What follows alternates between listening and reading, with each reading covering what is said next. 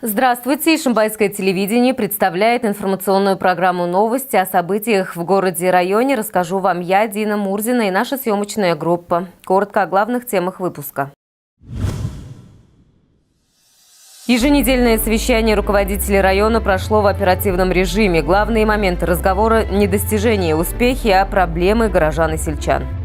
В Ишимбае прокурор Республики Башкортостан Андрей Назаров провел прием граждан. В Башкирской библиотеке прошла встреча ветеранов войны в Афганистане со студентами нефтяного колледжа. Жительнице Ишимбая Раузе Шеймардановой вручили медаль 75-летия снятия блокады Ленинграда. По инициативе членов российского движения школьников на базе 12-го лицея создан музей РДШ. Еженедельное совещание руководителей района прошло в оперативном режиме. Главные моменты разговора – не достижения и успехи, а проблемы горожан и сельчан. К докладу оперативных служб комментарии исполняющего обязанности главы администрации. Отделению МЧС района дано поручение уже сегодня совместно с администрациями сельских поселений начать подготовку к паводку. Здесь важно проверить мосты, подготовить зоны ежегодного подтопления. Особое внимание в работе сотрудники пожарной части номер 42 должны уделить пожарной безопасности, рейдам по домам и установке извещателей. Вот та трагедия, которая произошла в Туймазах, коллеги, не должна повторяться на территории нашего района. Не дай бог. Это возьмите на заметку, будет одним из критериев оценки эффективности вашей деятельности главного муниципального образования. Мы сейчас вот найдем точку взаимодействия с контрольно-надзорными органами. Найдем. Поверьте, мы договоримся. Они тоже заинтересованы. Говорили на совещании о ремонте подъездов многоквартирных домов. По информации дирекции единого заказчика, в плане на 2019 год ремонт 124 подъездов. Сегодня адреса уже определены. На совещании принят иной формат работы. В оперативном режиме руководители вносят предложения в решении задач, поставленных перед муниципалитетами руководством республики. По словам исполняющего обязанности главы администрации, самые острые вопросы касаются социальной сферы и ЖКХ. Он призвал руководителей служб найти с администрацией района точки соприкосновения и вместе работать для населения. В завершении собрания медали и кубки вручили победителям недавних соревнований «Лыжня России». Молодцы, так держать. Да. У вас потенциал есть. Они еще покажут. Макаровцы.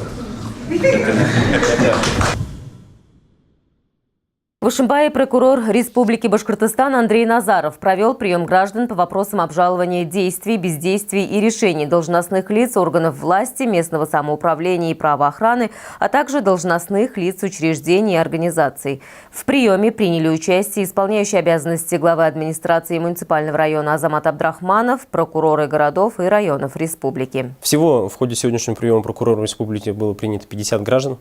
В ходе приема граждане рассказали о нарушениях жилищного, земельного законодательства, законодательства об исполнительном производстве, нарушении трудовых прав граждан, а также бездействия правоохранительных органов. По некоторым обращениям были незамедлительно приняты меры прокурорского реагирования, в частности, в суд подано исковое заявление о взыскании задолженности по заработной плате, а также внесены представления. В ходе мобильного приема по поступившим жалобам оперативно организованы проверки. В Ишимбайской башкирской библиотеке прошла встреча ветеранов войны в Демократической Республике Афганистан со студентами нефтяного колледжа. Мероприятие посвятили 30-летию со дня окончания для наших войск афганской войны, растянувшейся на долгие 10 лет. Эту дату страна отмечает 15 февраля. Это не только праздник, но и день скорби. Потому что очень много молодых ребят, очень много людей не вернулись домой. Память пройденной войны. Мероприятие под таким названием прошло в стенах Башкирской библиотеки. День вывода советских войск из Афганистана. 15 февраля этому событию исполняется 30 лет. Участники боевых действий Ишимбая Александр Калинин, Камиль Фахрулин и Валерий Иванцов встретились с ребятами и поделились своими воспоминаниями. Кроме боевых действий еще сопровождали колонны с грузом помощи. Вот это немножко миссия, конечно, была приятная, особенно когда заходили в кишлаки, обступали ребятишки, и мы всегда держали еще дополнительно конфеты, там, сгущенное молоко, что-нибудь им еще от себя подбросить. Организаторы встречи рассказали студентам об истории афганской войны. Юноши и девушки узнали о том, что 260 ишимбайцев приняли участие в боевых действиях в Афгане. 12 не вернулись домой. Эти мероприятия учат тому, что нужно уважать и чтить историю этих людей, нужно уважать их при любых даже не на мероприятиях, а так, просто по жизни. Мероприятие посетили мама погибшего в Афганистане солдата Любовь Анофриева и вдова ветерана афганской войны Земфира Хайруллина. Молодому поколению они пожелали быть достойными сыновьями своей родины и поблагодарили общественную организацию «Союз ветеранов Афганистана» за помощь и участие в их жизни. Даниил Трофимов, Ильназ Бекузин для программы «Новости». Жительнице Ишимбая Раузе Шеймардановой вручили медаль 75-летия снятия блокады Ленинграда. Рауза Салаховна – единственная блокадница, проживающая в нашем городе.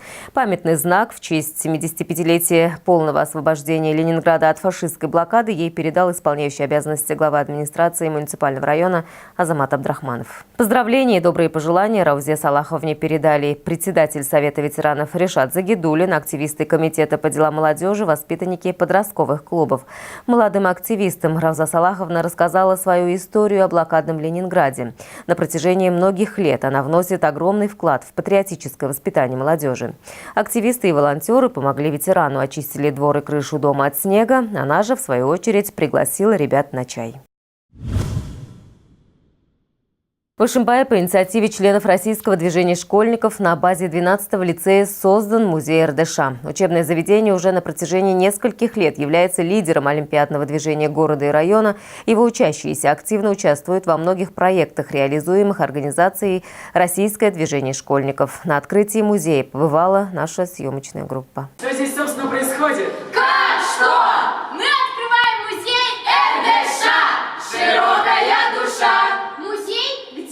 Прямо здесь! К российскому движению школьников лицеисты присоединились 2,5 года назад. За это время у ребят накопилось немало побед. Они приняли участие во многих российских фестивалях и форумах. Посетили Москву, Байконур и другие регионы страны. А в экспозицию музея РДШ решили собрать кубки, почетные грамоты, подарки и другие привезенные с мероприятий вещи. Сегодня мы открываем наш школьный музей. Мы очень рады, что он у нас появился, потому что очень много наград, очень много побед. И ребята, которые приезжают с тех или иных фестивалей, очень хотят чем-то поделиться, поэтому рассказывают все ребятам вот в этом музее. Мы уже трижды меняли экспозицию, ну и вот сегодня такое официальное открытие. Мы решили, что, коль мы стояли у истоков развития этого движения, то очень интересно было бы, наверное, сохранить вот эти самые-самые начальные, так сказать, моменты. Гости учебного заведения перерезали символическую красную ленту, посмотрели первые экспонаты. Ярким пятном на стене лицеисты разместили карту страны. На ней отмечены города, где они уже успели побывать. В планах расширять географию поездок, а это значит, что расширится и сам музей. К слову сказать, музей РДШ 12-го лицея первый в стране. Здорово и классно, что стали появляться музеи, которые создаются самими ребятами под руководством замечательных педагогов, которые делаются с их идеями, с их творческим подходом. Поэтому это очень здорово, что вот 12-й лицей Ишимбая дал старт этому огромному проекту создания музеев российского движения школьников, которые наверняка будут теперь создаваться по всей стране. В этот день учащиеся показали гостям брейн-ринг по музеям страны и викторину на тему «Наш региональный бренд». Завершилась встреча флешмобом. Дина Мурзина, Даниил Трофимов, Ильназ Бекузин для программы «Новости».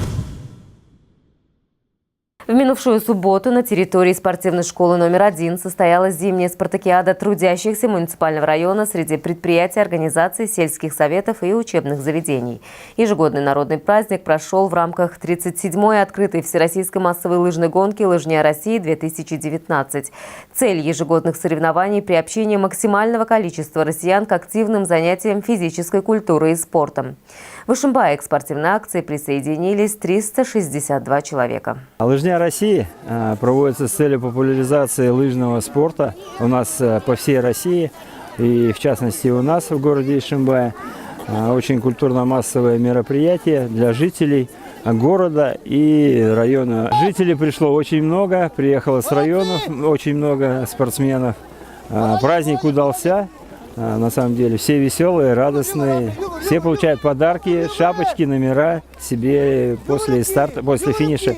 И, конечно, хотелось бы, чтобы побольше детей занималось. У нас количество тренеров сейчас прибавляется, количество занимающихся то же самое. Хотелось бы всех пригласить, чтобы дети занимались спортом. У нас здесь прокат работает, даются в прокате лыжи, палки, ботинки, также снегокаты, тюбинги для детей и для взрослых.